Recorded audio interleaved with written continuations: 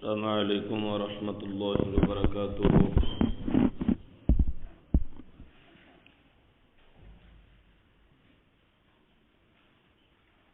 الحمد للہ نحمده ونستعینه ونستغفره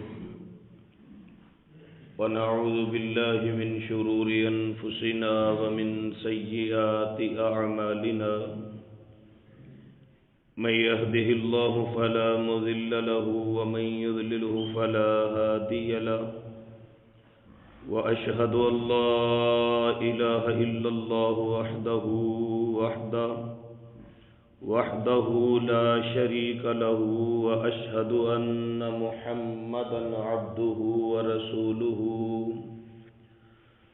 أما بعد فإن خير الحديث كتاب الله، وخير الهدي هدي محمد صلى الله عليه وآله وسلم، وشر الأمور محدثاتها، وكل محدثة بدعة، وكل بدعة ضلالة، وكل ضلالة في النار۔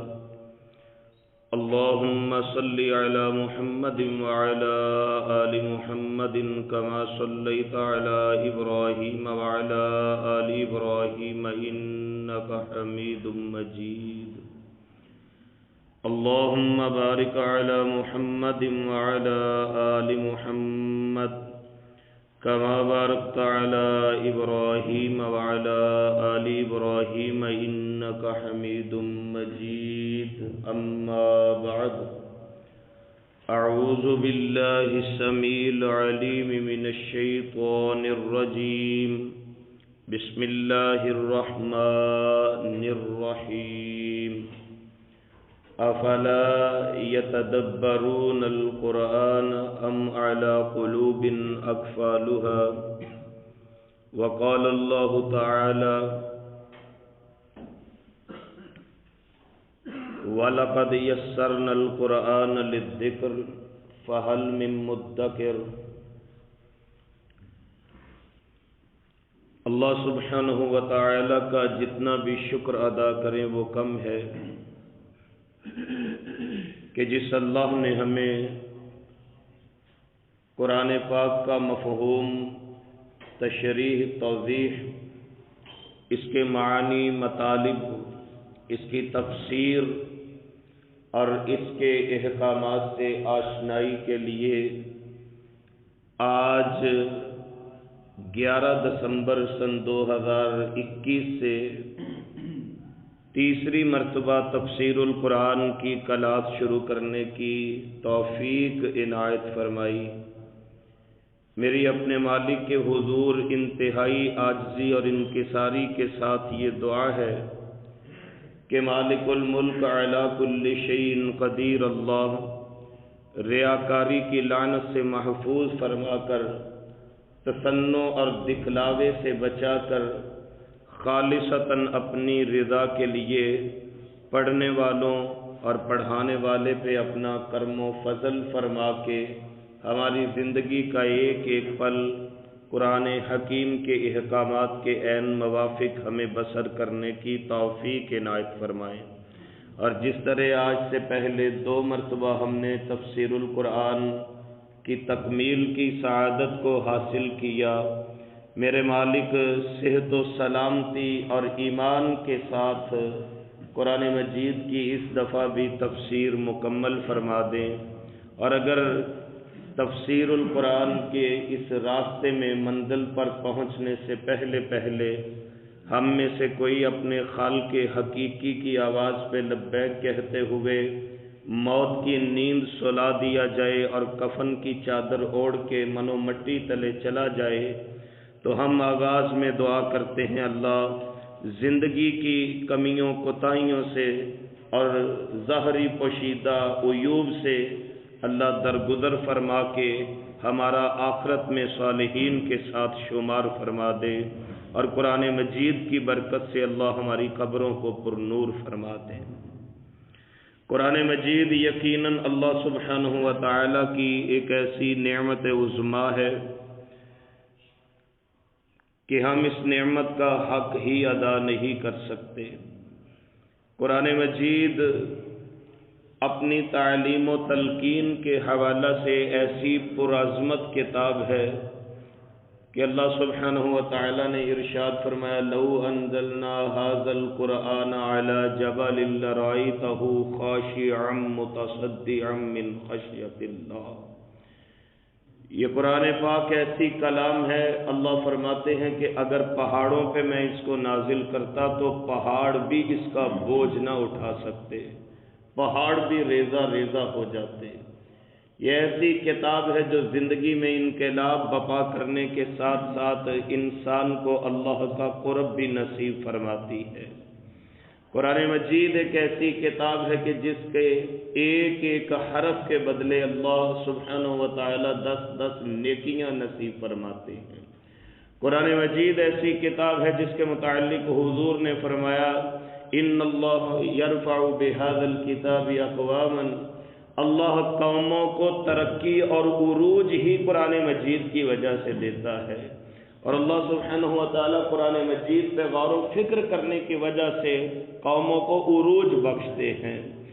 تو میں ابھی کچھ دن پہلے کسی صاحب سے سن رہا تھا، انہوں نے کہا کہ یہودیوں کے ملک میں ہم نے ایک ایسی جماعت کو دیکھا، ایسے لوگوں کو دیکھا جو بیٹھ کے قرآن مجید پڑھ رہے تھے، غور و فکر کر رہے تھے۔ تو میں نے پوچھا کیا یہ مسلمان ہیں؟ وہ کہتے ہیں یہ مسلمان نہیں۔ تو ہم نے سوال کیا پھر یہ قرآن مجید کیوں پڑھ رہے ہیں؟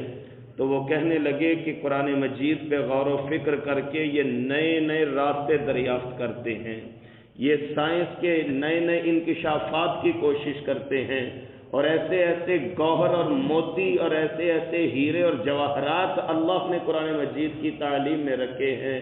یہ کام تو مسلمانوں کا تھا، لیکن افسوس کہ ہم خرافات میں کھو کے قرآن مجید سے بیسیوں دور چلے گئے، اور غیروں نے قرآن مجید پہ غور و فکر شروع کر کے تو ستاروں پہ کمند ڈالنے کے بعد دوسرے سیاروں تک اپنی رسائی کو ممکن بنانا شروع کر دیا۔ تو یہ دلی دعا کیا کریں، ہماری تو عمر گزر گئی، اللہ ہمیں بھی اور بالخصوص نیو جنریشن کو، ہماری نئی نسل کو اللہ قرآن مجید سے وابستگی کی توفیق نصیب فرما دے۔ یہ قرآن مجید کا اعجاز ہے۔ تو قرآن مجید یہ جو مصحف عثمانیہ کی صورت میں ہمارے سامنے موجود ہے، 30 پاروں کو ایک جلد کے اندر ترتیب کے ساتھ جو مجلد کر دیا گیا ہے، یہ حضرت سیدنا عثمان رضی اللہ تعالی عنہ کی کاوشوں اور کوششوں کا نتیجہ ہے۔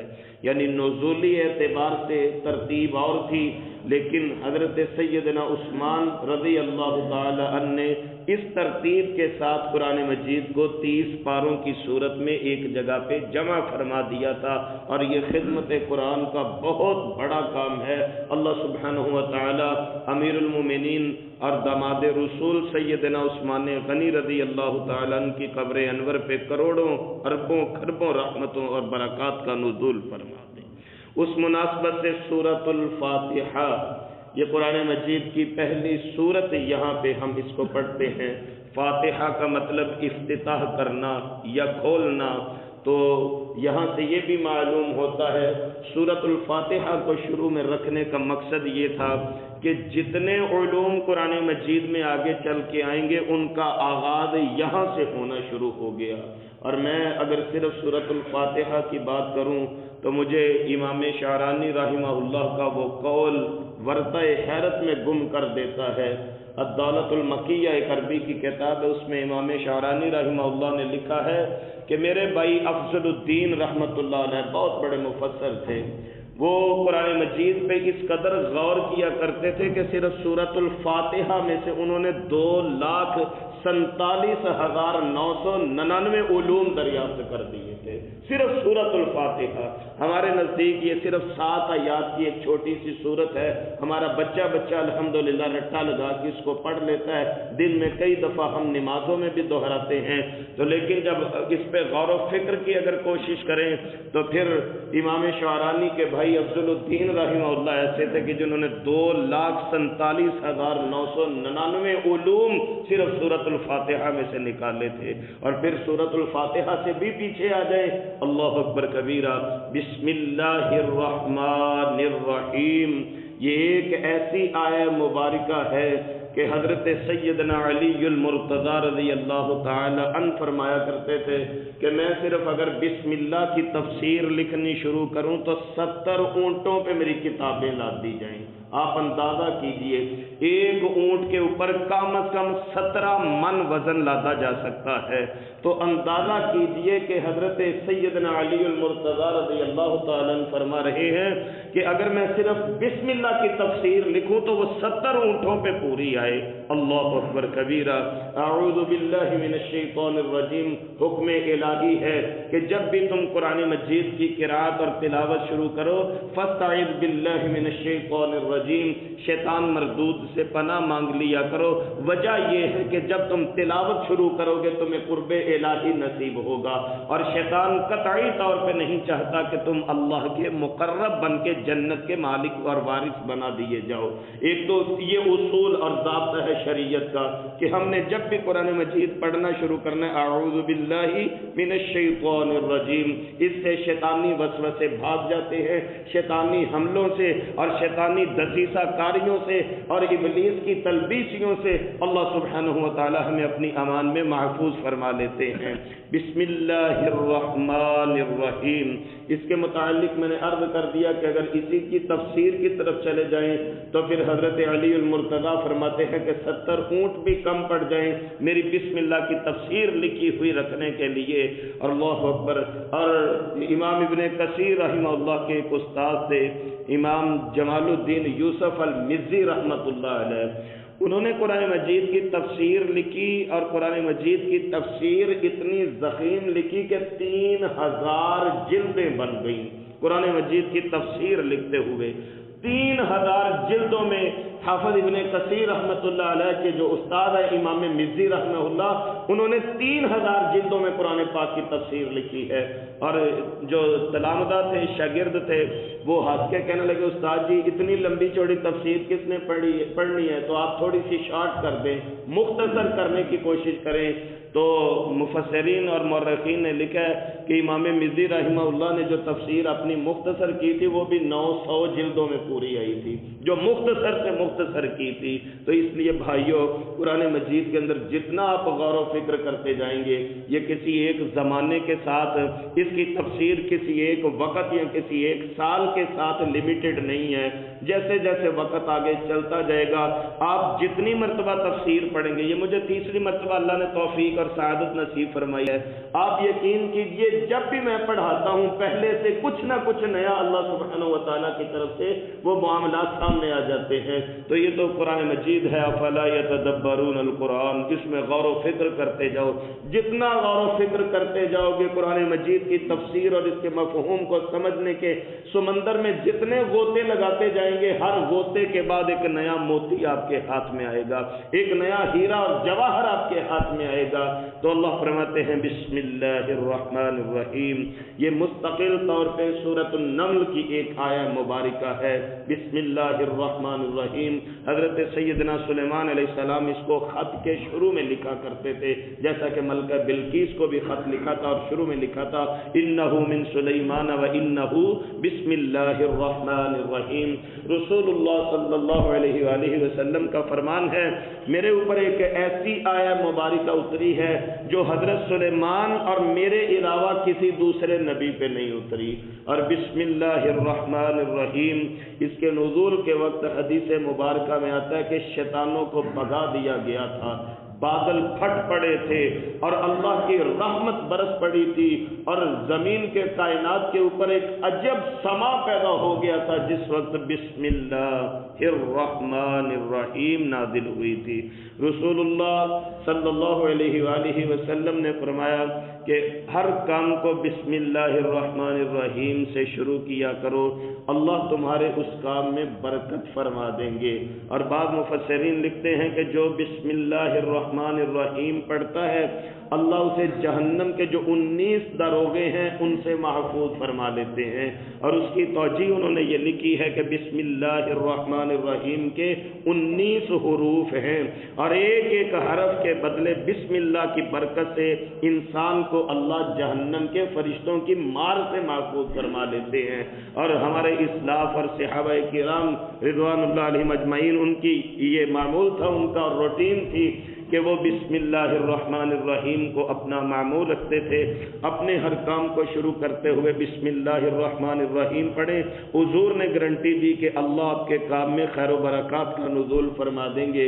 اس کو اپنا معمول بنائیے اور اس کو اپنی زندگی میں عام کیجئے، اپنے بچوں کو اس کی تعلیم اور تلقین کیجئے کہ ہم نے ہر نیک اور خیر کا کام بسم اللہ الرحمن الرحیم سے شروع کرنا ہے۔ اور بعض مفسرین نے لکھا ہے کہ سیدنا عیسیٰ بن مریم کو جب سیدہ مریم علیہ السلام استاد جی کے پاس، قاری صاحب کے پاس پڑھنے کے لیے چھوڑ کے آئی تھی پہلے دن، تو اس استاد نے بھی پہلے دن یہی پڑھایا تھا، پڑھو بسم اللہ الرحمن الرحیم۔ تو حضرت عیسیٰ علیہ السلام حیران ہو کے کہنے لگے استاد جی یہ بسم اللہ کیا چیز ہے؟ تو استاد نے کہا تھا کہ مجھے اس کے حروف اور مجھے اس کے معاملات اور مجھے اس کے تعلقات اور اس کی رحمتوں کا اندازہ تو نہیں ہے، اتنا ضرور میری زندگی کا تجربہ ہے کہ جو بسم اللہ الرحمن الرحیم پڑھتا ہے وہ مالک کی رحمت سے کبھی بھی محروم نہیں رہ سکتا۔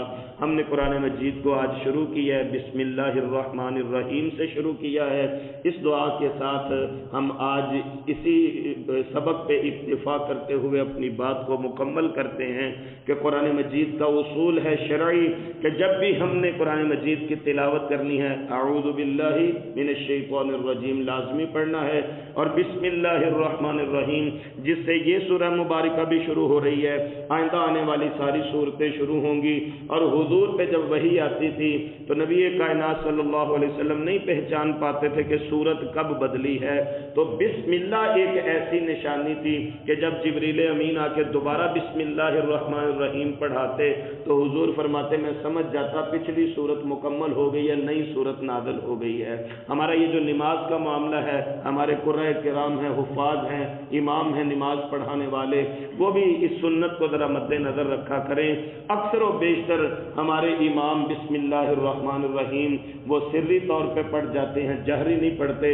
حضور سے دونوں طرح ثابت ہے تو دونوں طرح معمول رکھا کریں، کبھی کبھی خاموشی سے بسم اللہ پڑھ کے پھر اپنی قرات شروع کیا کریں، اور کبھی کبھی بلند آواز سے بسم اللہ سے اپنی قرات کو نماز با جماعت میں شروع کیا کریں۔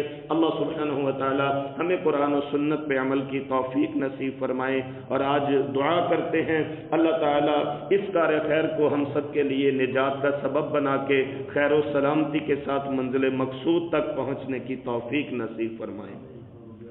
بسم اللہ الرحمن الرحیم الہکم الہ واحد لا الہ الا هو الرحمن الرحیم یا رب لک الحمد کما ینبغی لجلال وجہک وعظیم سلطانک اللہم صل علی محمد وعلی آل محمد کما صلیت علی ابراہیم وعلی آل ابراہیم انک حمید مجید اللہم بارک علی محمد وعلی آل محمد کما بارکت علی ابراہیم وعلی آل ابراہیم انک حمید مجید ربنا ظلمنا انفسنا وان لم تغفر لنا وترحمنا لنكونن من الخاسرین ربنا آتنا فی الدنیا حسنة وفی الآخرة حسنة وقنا عذاب النار اللهم وقنا عذاب القبر وقنا عذاب الحشر وقنا عذاب الميزان يا حي يا قيوم برحمتك نستغيث لا إله إلا أنت سبحانك إنا كنا من الظالمين اللهم فقهنا في الدين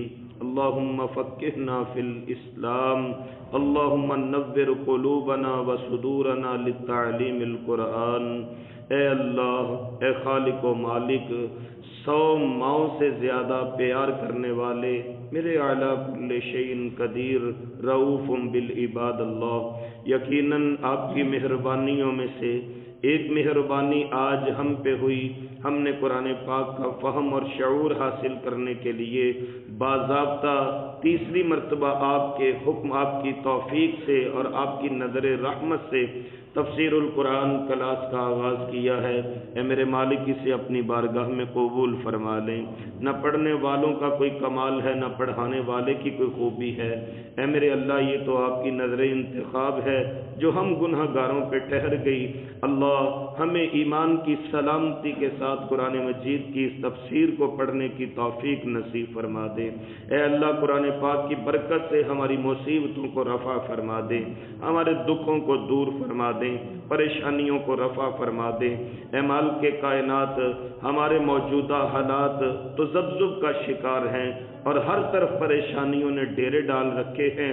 اے اللہ، اپنی رحمت سے ہمارے گھروں سے پریشانیوں کو دور فرما دیں، ہمارے کاروباری معاملات سے پریشانیوں کو دور فرما دیں۔